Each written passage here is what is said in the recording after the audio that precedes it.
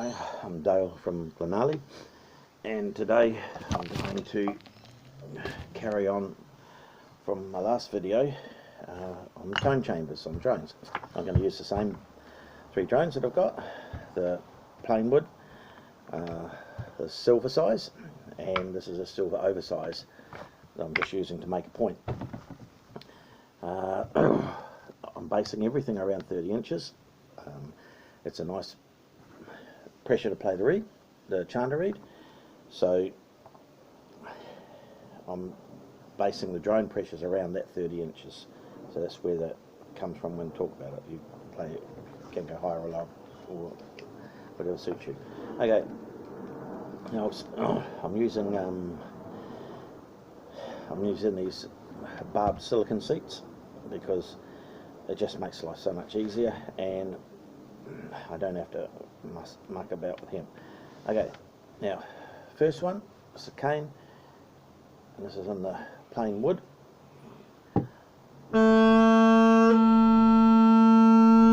Now the shut off is about 40 inches because I'm having these at 30, so I want to shut off less than 40. The advantage of that is by shutting the reed down, you're using a lot less air, and also the tone is nicer on the reed. Once you start opening the reed up too much, they start getting quite buzzy and not stable. So this reed here, you can hear it comes in fairly early, comes in around about 20 inches. And it's stable all the way up to when it shuts down. Okay, now I'm going to use a packet block, a stuffer block, stuffer sleeve, and that gets rid of the tone chamber. So now there is no tone chamber, it's gone.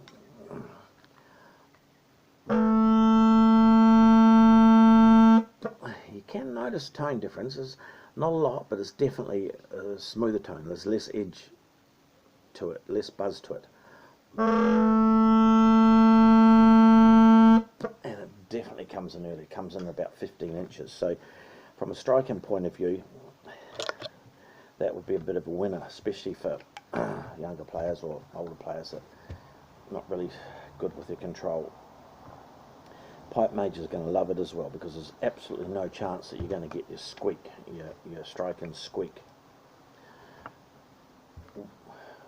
without the tone chamber. With the tone chamber, it's still well within range, so it's not a problem one way or the other. So this is the silvered set.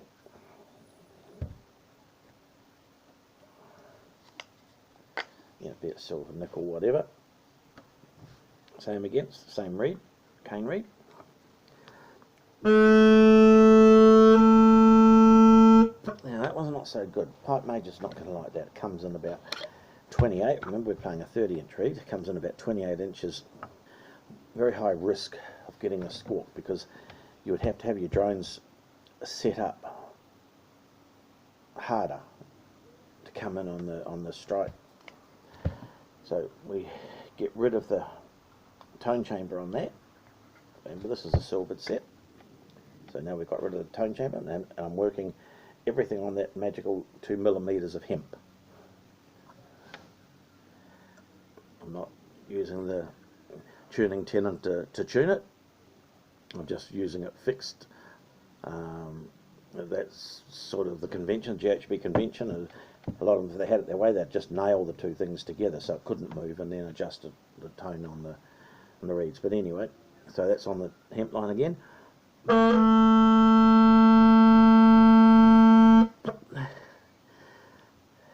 Pretty much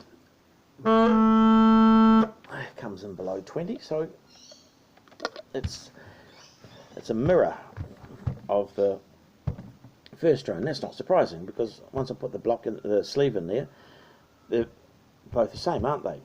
Bore's the same, diameter, length's the same, small bore's the same, and with the packer in there, with the sleeve in there, that bore's the same length on both of them, because I've got rid of the tone chamber on both of them. So it comes in about the same, which is good. So by putting that packer in there, the reed comes in nice, it strikes in nice and early, and tone's not too bad. A little bit of buzz to it. It was definitely buzzier with the tone chamber. You could hear it quite easily. You could hear that overtone. So now this is the double silver. And the only reason I've done this is just to extend it past the nominal size of these tone chambers, just to see how much difference it makes. So this is with a tone chamber on a bigger size again. Definitely got more buzz to it. Get rid of the tone chamber, and theoretically that should be the same size as the others, the same sound as the others.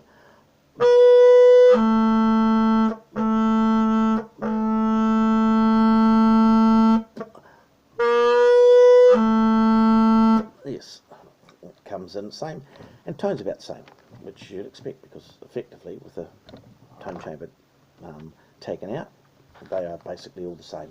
The tenors are all the same. Now remember, without a reed, your tenors are just bits of wood with holes bored in them. They're nothing without a reed. So we have to have a reed to figure it out. Okay, so that was a cane reed. There's no point in using that anymore. We can see what it does, and it's consistent. It goes that way. Okay, now try a. This is a typical commercial carbon reed.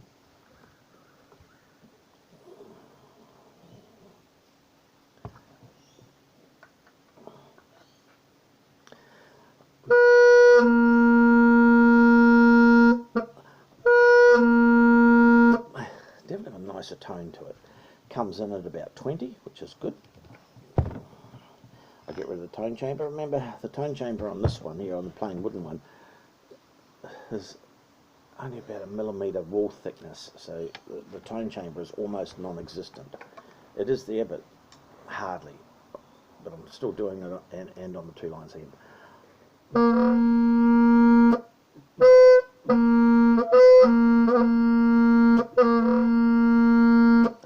Definitely comes in earlier, and it's definitely taken the edge off it. Even though the tone chamber is very, very small, you can hear it's taken the edge off it.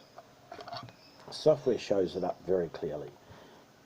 So once again, without the tone chamber, we've definitely got a smoother sound out of it, not as edgy. I'll just try it on this one.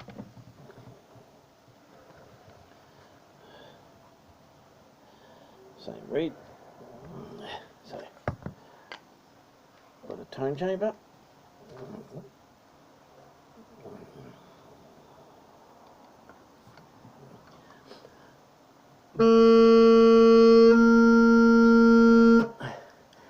One's coming not too bad, but it's coming in around about 28-29 inches. That is not a good thing. If you played with that drone, with that reed, you would have to crank the pressure up quite a bit. You'd have to put in the striking pressure up quite a lot, which means you'd have to raise the chanter reed by as much, which means you're going to have the veins popping out on your neck and on your forehead, and you're going to have that hemorrhoid popping out.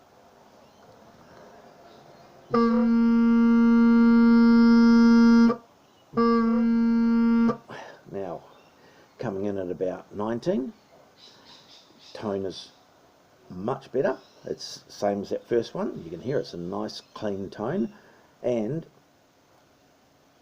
you wouldn't need to increase the drone pressure on this anymore. By getting rid of the tone chamber, it comes in at a very sensible pressure. So we'll try a different reed again. Now that's a pretty generic carbon. This is another fairly common type reed we see out there.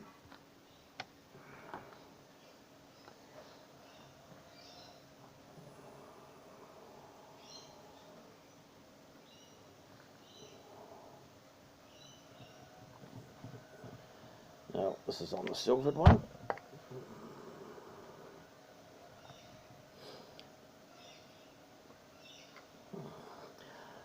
You can hear that is really buzzy. That is a really, really buzzy reed. And it comes in not too bad in the mid-20s.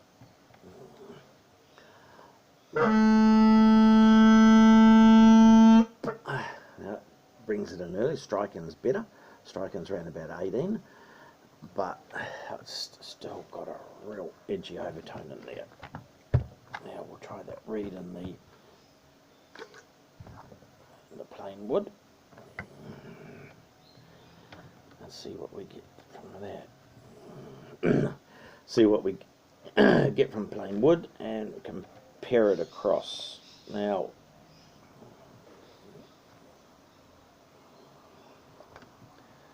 two lines of hem, got a full chamber. Remember, this was really buzzy in the silvered one.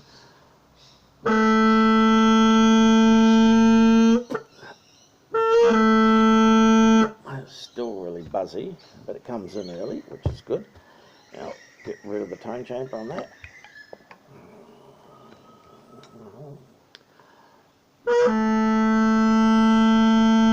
Comes in early. It does get rid of a bit of the edge, but not enough for my liking. Now, that edginess that you can hear, that overtone, that edgy overtone, that's what gives you that buzzy sound. This is an audio printout of the profile of the orders. You can see the top one, you can see the primary tone, the fundamental tone is the most dominant. On the lower one, you can see that the primary tone is not the most dominant. That's that buzzy overtone you can hear. Problem with that is, when you get primary tone, and you've got two tenors you're trying to lock up, when you only got one tone, when the primary tone is the strongest tone, it's quite easy to get them to lock. When you've got a second tone in there, and it's a competing overtone, and remember, each tenor could be competing at different strengths, you're now having to lock your fundamental tone and that overtone, because the overtone's so strong you can hear it, so you have to be able to lock that as well. It becomes very, very difficult, and that's why you'll see a lot of pipers, you can hear them, they got that real buzzy sound to their reeds, and while I don't like it, it's a taste thing, it's a preference thing. Obviously a lot of people do like having those buzzy things, having that strong overtone in there, because you hear it so often. So they're just after a really brash sound from their drones, and that's fine. They're obviously not too concerned about them locking up. The other side of the fence is you get those people, they talk about tone. Got to blow tone, got to hear tone.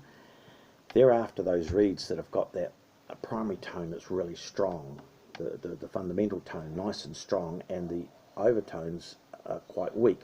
That way they find it very easy to get them, or much easier to get them to lock, and it's then easier to lock it with the drone, the bass drone, which is then, it's easier to then get it harmonizing with your blending with your chanter. When you've got that buzzy overtone, very, very hard. Your chanter doesn't produce that buzzy overtone in the same way, so you're not going to get it locking with it as easily or the same. Well, you're not going to get it locking the same. But you'll see a lot of pipers out there, they'll fiddle around for a long time.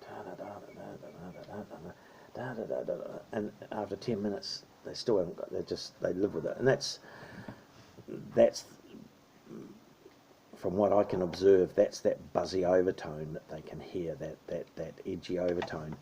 They just can't get it. Now, I'll try another reed, and this is another fairly common sort of reed that we see a lot of.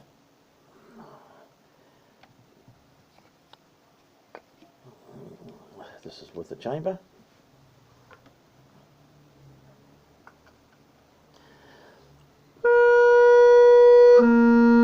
That comes in really late. Not a bad tone, but it comes in really, really late. Not a good thing for strike-ups. Pipe major will not be impressed. So, get rid of the tone chamber.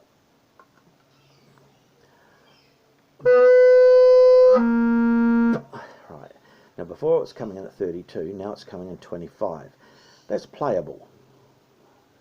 You know, half reasonable piper's going to have no trouble with that. They're not going to get the squawking chanter when they strike in, and you can hear the tone.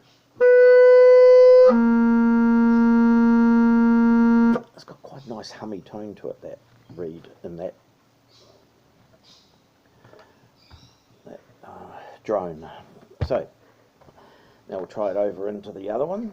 This is the silvered one. So the bigger chamber. So this is with the chamber.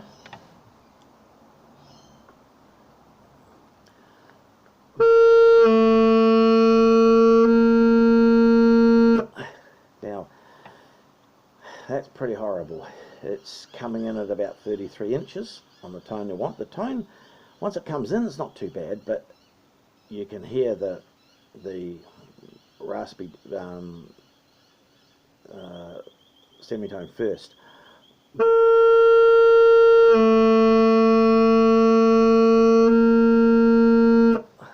when it comes in the final tone, not too bad. So get rid of the tone chamber.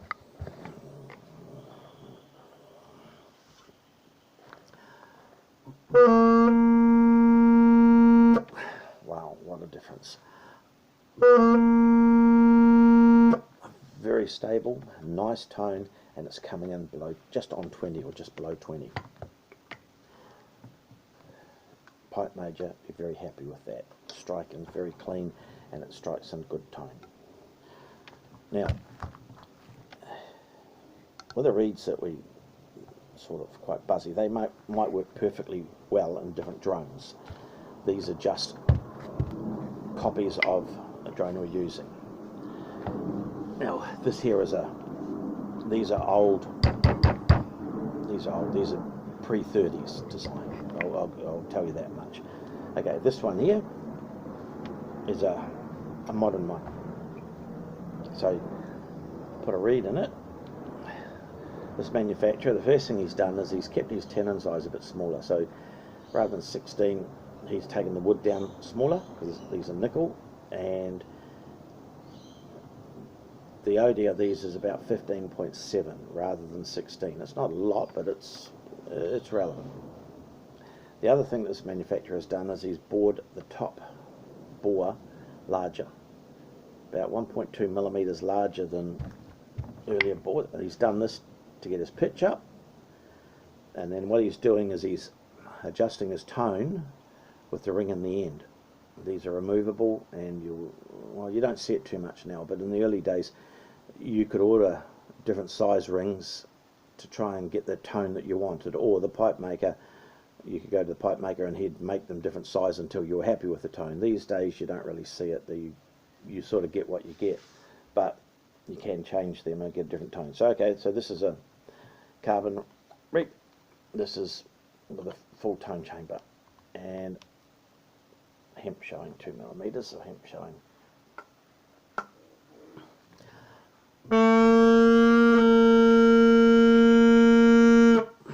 Now, comes in after 20, so it would strike in okay, but it's really, really edgy. Got a really edgy buzz to it that I don't like. A lot of people may like it. I'm not saying it's right or wrong. It's just I don't like it. And it's very, very difficult to lock drones when you've got that real edgy buzz in them. It's just hard to get them to lock. Now this one here with the tone chamber filled in, so now there's no tone chamber. Oh, wow, like what a difference. Still a little bit of buzz, but comes in real early and has definitely taken that edginess off it. I'd be a lot of people would live with that. Now, this. You're